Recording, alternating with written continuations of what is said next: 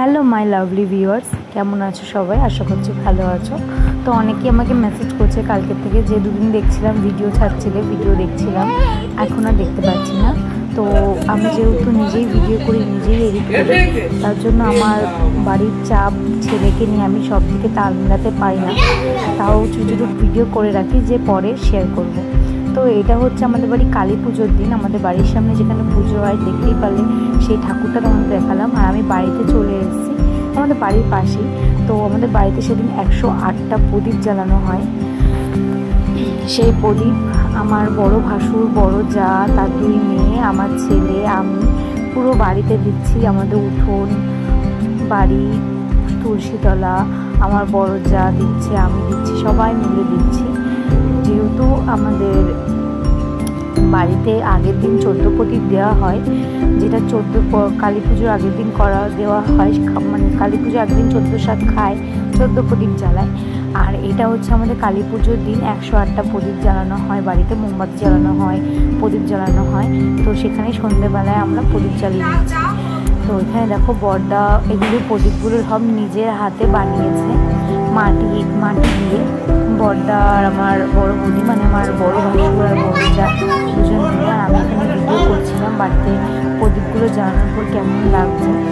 তো আমাদের চারিদিকে প্রদীপগুলো দেওয়া হচ্ছে। আমাদের এই বাড়ি নতুন বাড়ি, তো নতুন বাড়ি আর কোনো ভিডিও নেই যেখানে আমার প্রদীপ দেওয়া হয়েছে। আমি আর ওদিকে যাইনি, এখানে এইটুকুর মধ্যেই ভিডিওটা রেখেছি। তো গেঞ্জি পরে নিতে পারো নি, ভিডিও করবে তা? আরে ভিডিও আমার না, ওটা দিও।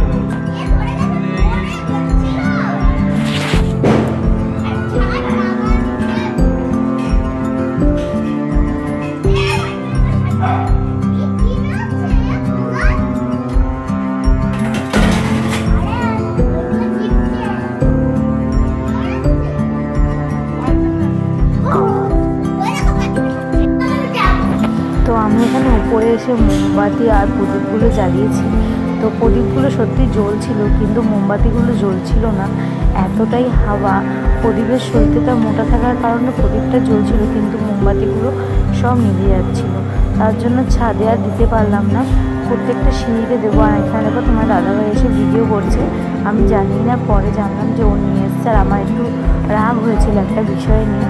তো এর কোনো কথা না বলে মাথা নিচু করে মোমবাতি দিচ্ছিলাম, কারণ আমি ওকে অনেকক্ষণ ধরেই ডাকছি, চলো প্রদীপ দেবো, মোমবাতি দেবো। আর ও ঘুমিয়েই রয়েছে, ও আসবে না সেই কারণে। তো এখানে দেওয়া হয়ে গেছে। আর তোমাদের দাদাভাই তারপরে প্রত্যেকটা সিঁড়ির ধাপে ধাপে মোমবাতি দিচ্ছে। যাদের বাড়িতে কাজ হয় তারা নিশ্চয়ই জানো যে বাড়িতে যদি কাজ হয়, যতই ঝাড় দাও, পরিষ্কার করো না কেন, কিন্তু তাও একটা সিমেন্টের সাদা ভাব থেকেই যায়। তো আমাদের বাড়িতেও সেই অবস্থা। তো আর কি হবে। তো আমরা এখানে রেডিমেডি হয়ে বেরিয়ে গেলাম। প্রচণ্ড তাড়াহুড়ো ছিল, কারণ আজকে অমাবস্যা আছে আর আমাদের তাড়াতাড়িও বাড়ি আসতে হবে, সেই কারণে। তো আমি যাচ্ছি দিদি বাড়ি, লক্ষ্মী পুজো নিমন্ত্রণ। তো এখানে দেখো দিদি বাড়ি চলে এসেছি। তো প্রায় দেখো তোমরা আমাকে আমার ব্লগে বা ফটোতে। তো এটা হচ্ছে সেই হৈমন্তীদির দিদি। তো এই হচ্ছে ছোট্ট ছোট্ট ও ছোট্ট, দাও খুলে দি, দাও দিচ্ছি। আকর আকর আকর আকর যা, এই নাও, হাতে নাও।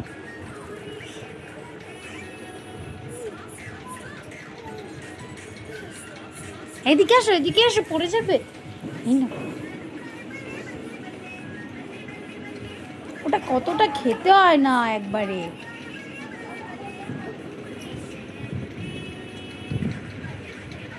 আসো এদিকে আসো, পড়ে যাবে, পড়ে যাবে, পড়ে যাবে।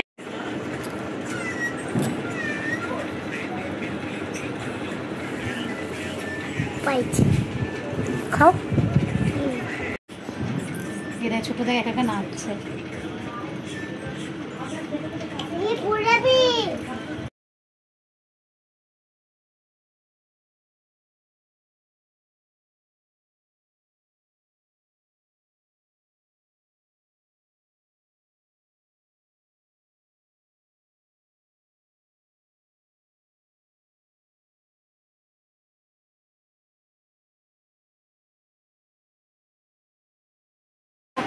হরে কৃষ্ণ।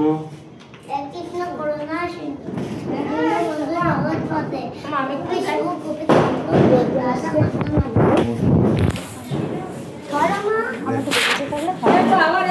হ্যাঁ হ্যাঁ তুমি আসো বাইরে।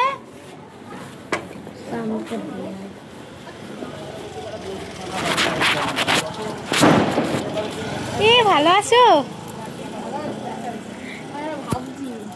কারা যাচ্ছে? কেমন আছো? ভালো আছি। ভালো আছো? শুভ দীপাবলি। শুভ দীপাবলি।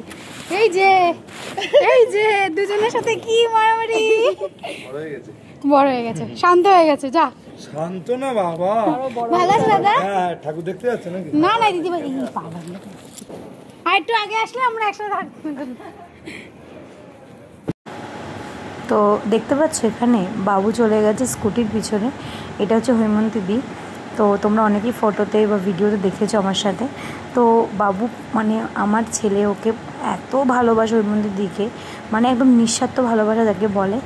তো চলে যাচ্ছি আমরা ফুডজিলায়, যেটা আমাদের ক্যাফে আছে 1 নম্বরে, মানে আমাদের ঠিক না, মানে আমরা যেখানে সবসময় যাই সেখানে।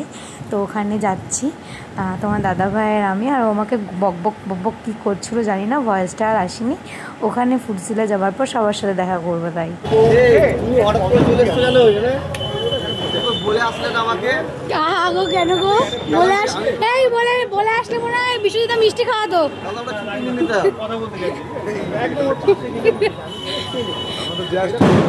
গল্পটা খারাপ হয়ে যাচ্ছে, লাইট ডিউটি করতে যাচ্ছে কালী পুজোর দিনে। তুমি এখন ডিউটিতে যাচ্ছ? ও আমরা আসলে ছুটি দিতে। কালী পুজোর ছুটি নেই। আরে আমি নিইনি, তারপরে দেখি সবাই ছুটি নিয়ে নিয়েছি। বেরিয়ে সিগারেটটা মুখে নিয়ে আর তুমি বলে একটু আগুন হয়ে বলছে এই খবরদার এখানে না। ছাড়ো বাবা দোকান বাজি দাঁড়িয়ে আমার সামনে এক ব্যাগ বাজি রাখা। আমি দাদা একটু আপনি দাদা নলে এখানে খেও না, মার্কেট দিয়ে বেরিয়ে খাও। তো বাড়ি ফেরার পথে বিরাটি মন্দিরে ভেবেছিলাম একটু দাঁড়াবো, কিন্তু হচ্ছে গিয়ে এতটাই ভিড় ছিল। আর তোমার দাদাভাই দেওয়াতে চাইনি, কারণ আমার শরীরটা প্রচণ্ড খারাপ লাগছিলো। আর প্রত্যেক বছর বিরাটি মন্দিরে আমি আসি, সকালবেলা পুজো দিই, উপোস থাকি। এবছর শরীরটা প্রচুর খারাপ, তার জন্য আমি দিতে পারিনি পুজো। তো আশা করছি সবার ভিডিওটা ভালো লাগবে, লাইক কমেন্ট শেয়ার করতে ভুলো না। আর কেমন লাগলো ভিডিওটা জানিও। যারা আমাকে বারবার কমেন্ট করছে ভিডিও কই, তাদের জন্য অনেক অনেক